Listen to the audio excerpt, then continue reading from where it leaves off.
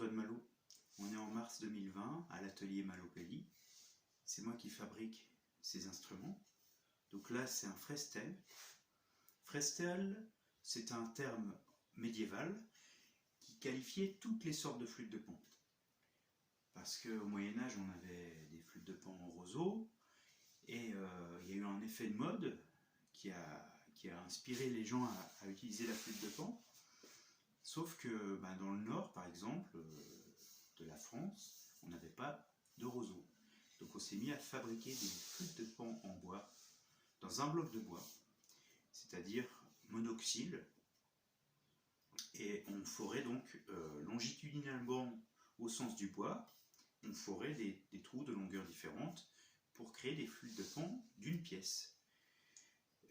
Désormais, le terme frestel désigne uniquement cette sorte de flûte de pan. Donc j'en fabrique depuis 2014, avant d'ouvrir mon atelier, j'ai déjà commencé à en faire. Et là, par exemple, c'est une commande en sol, donc c'est une sol majeure sur 12 notes.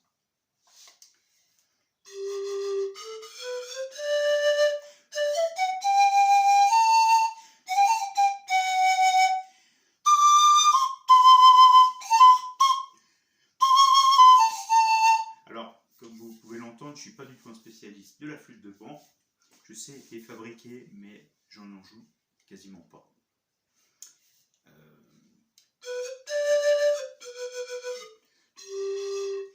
Alors, pour ceux qui ne connaissent pas bien la flûte de pan, on peut faire les demi-tons en altérant chaque note. Donc en fait, on change l'angle.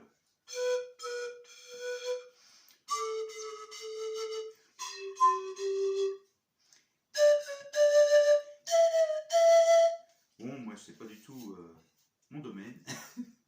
Alors celle-ci est en merisier local, puisque ce merisier a été coupé à peu près à moins d'1 kilomètre à vol d'oiseau de là où je me trouve actuellement. Il y a une vingtaine d'années, puis voilà, ça donne ça. Ça, c'en est une vieille que j'ai faite il y a déjà une paire d'années.